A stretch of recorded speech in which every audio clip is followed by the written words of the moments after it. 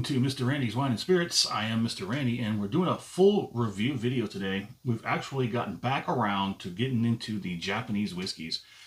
Got something a little bit interesting off the rip video. If you haven't seen it, go ahead and check that one out. I found this one to be a little bit rough, but I think it's changed. If you're new to the channel, hello, welcome. Come on in. Always good to have somebody new join the team. All my returning viewers, you know how we do. So let's roll on, shall we? Today's full review is going to be of the Amai Kuchibiru. Amai Kuchibiru Sweet Lips. Sweet Lips. That is what it is in Japanese. It is called Sweet Lips. It is 100% Japanese blended whiskey. I could not verify that.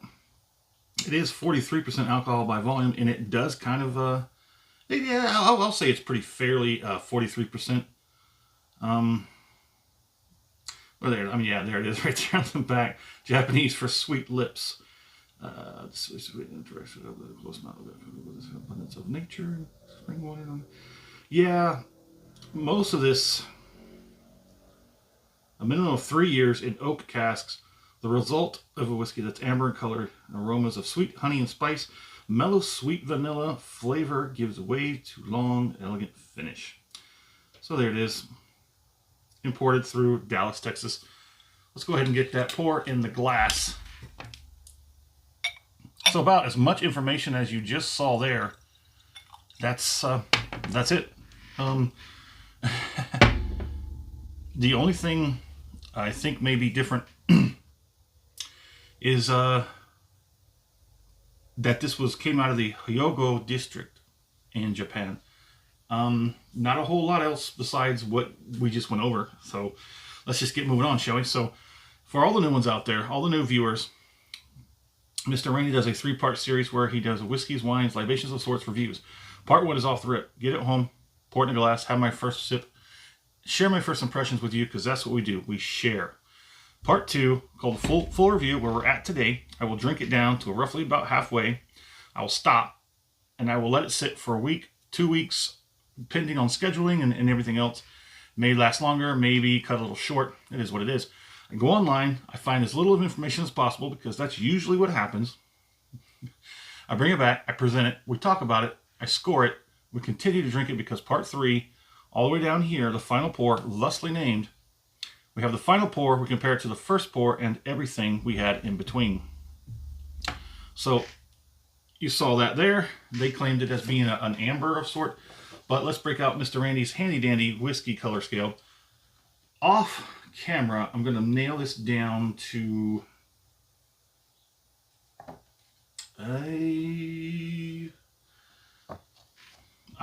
so there's amber. I'd say it's a little darker than an amber. What do you think? Medium brown? Deep brown? I think it's closer to that deep brown than anything else. But that's it. I mean, now we've got that done. Let's just go ahead and get it on the nose. From about a foot away from the nose, I'm sort of wafting a little bit. Very light from this distance. So let's go in deeper. It does have a really deep, rich mellowness to it. And that nosing has mellowed down. It's turned down a little bit from off the rip. It was a little bit harsh. Now it's a little bit more mellow. It's very much more acceptable and enjoyable on the nose. You're getting honey, spice, just like they claimed, but there's some kind of fruit. I don't want to say plum, but I do know that they do use Japanese plums. I guess they would just call, I don't know what they really call them. I haven't looked that up. But they use Japanese plums in some of their whiskeys. And considering that this is a blended whiskey, it is quite possible that's what it is. Dare I even try that straight plum whiskey? I don't know which one. I don't remember what it's called at this moment, but there's a plum whiskey. I forget what it's called, but it's like a purple. It really is a purplish whiskey. It's got a nice nose. It's very mellowed out now, and I knew when I was drinking it down, I knew that the palate, I started noticing the palate was smoothing out. But let's not get ahead of myself. Let's go ahead and get that first palating out of the way. that acclimation.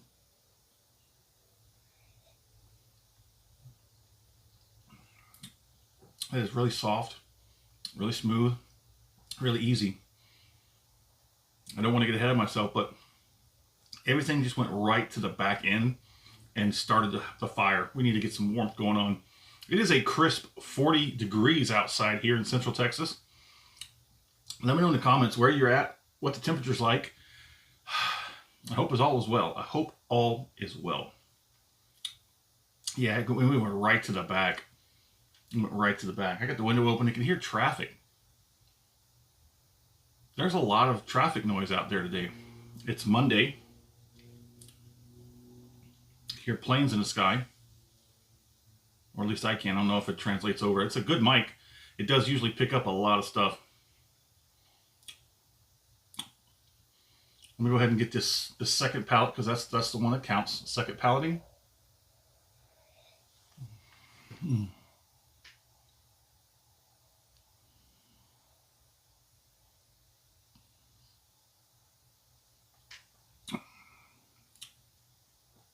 It does have some good viscosity. It transfers really well.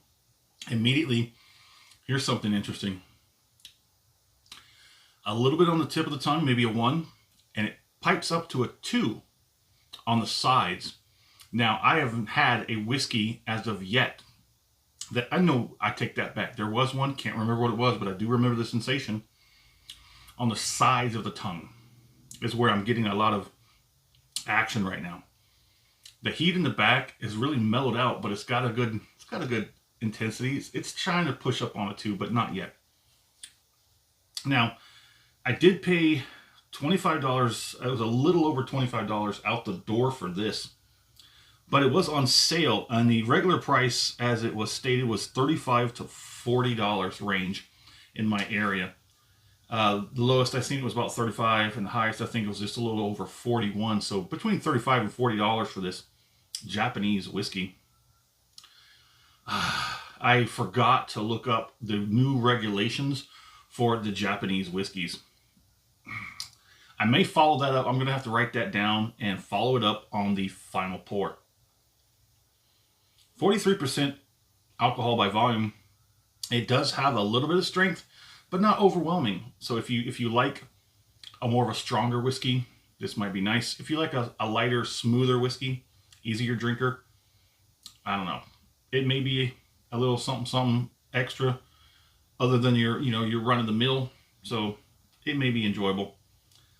Let's go on with the pallating. The palate is, yes, it's definitely spice right up front with some vanilla and honey in the back.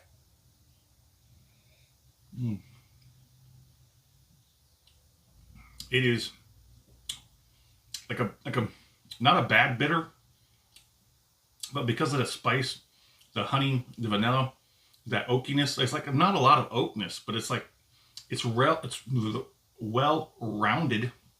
The cheeks are starting to scrunch up, and I'm trying to work them all back out. It's relatively well rounded and somewhat balanced. It's an odd sort of balance, but it works. I can definitely see this being somebody's jam for sure. I'm trying to see what can I compare it to other than another Japanese whiskey. I can't think of any at the moment. A Scotch. That's the thing I was thinking about when I was doing research. I'm thinking this kind of reminiscence of a Scotch. Now, something I do remember about the Japanese whiskey industry is that they did source a lot of their whiskeys from other nations that were prominent in making whiskeys, and that most of the places were coming from Scotland. Majority of the whiskeys that they were using in their blends was Scotland, and that is why when they started having this whole issue with, we need to reset our regulations and whatnot. So if something that says that it's 100% Japanese blended whiskey, they can only use Japanese whiskey that was made, fermented, distilled, all that great jazz, and that's the only thing that can be in there. If it said that, it had to be it. Just like a bourbon in America, United States, they said if it's a bourbon and you put bourbon on the label, it has to follow all the rules.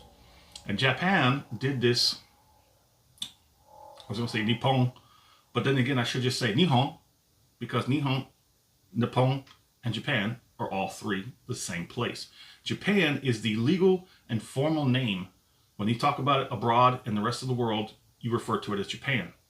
If you're inside Japan and you're on a less formal, but not on a personal level, you say Nippon. Nippon. I watched a lot of Japanese channels when I was a kid, and a lot of news shows and whatnot, and they referred to it as Nippon, not Japan. But when you talk to the people, they say Nihon. I hope I'm getting that right. It's been a long time since I've actually spoken. Nihon is the belovedness. That is what the honor and the spirit. When we say America, in there they say Nihon. In America, you say America. In Japan, you say Nihon. Enough of that. Let's get back to it. So let's get this finish on. I was trying to wait till everything subsided. So yeah, I was just kind of burning some time. Let's go ahead and do this finish.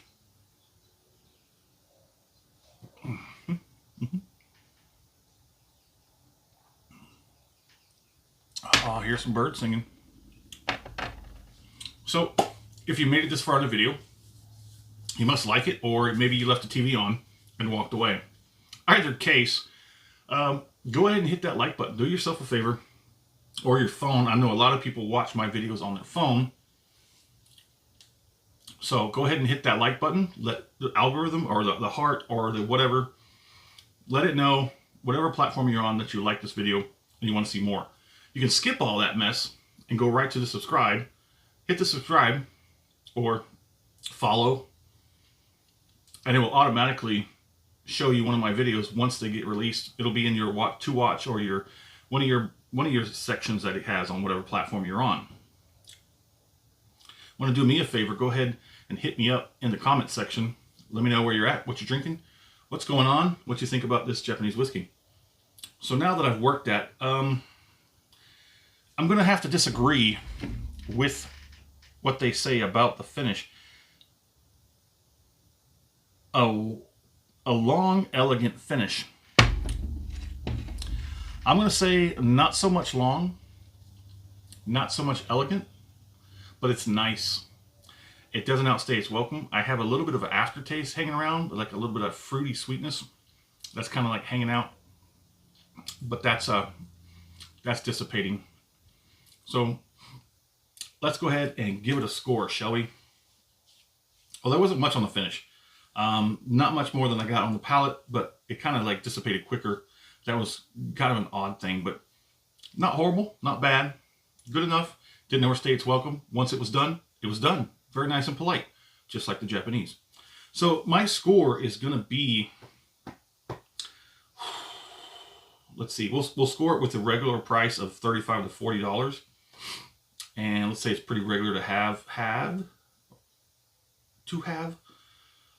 having trouble with this one because I didn't care too much for it off the rip until we got about halfway. And I'm thinking that this bottle, once I get to the final pour, is going to be a little lacking. So with all that in mind, we're going to say, I'm going to give it a weak 4 out of 5. I think a weak 4 out of 5 puts it up over the 3, gives it a nice courtesy nod or bow, if you will. Weak 4 out of 5, I think will sit just nice. My fair price, I think 25 to 30, at least no more than 30 out the door, would make me think about buying this again. I guess that takes care of the next part. Would I buy this again? Not for $40, unless for some reason I specifically had to have this. I think there's another one. I don't know about the distiller manufacturer. This might be one of those things, just like in Scotch, it's a sourced whiskey. So I wasn't able to find any information on that. I do apologize. This is going up on 15 minutes. Would I buy this again? Quite possibly, at the right price. And there it is. So tell me what you think about Amai Kuchibiru Sweet Lips Japanese whiskey. And as always, thanks for stopping by here at Mr. Randy's Wine and Spirits. We'll call it a good one.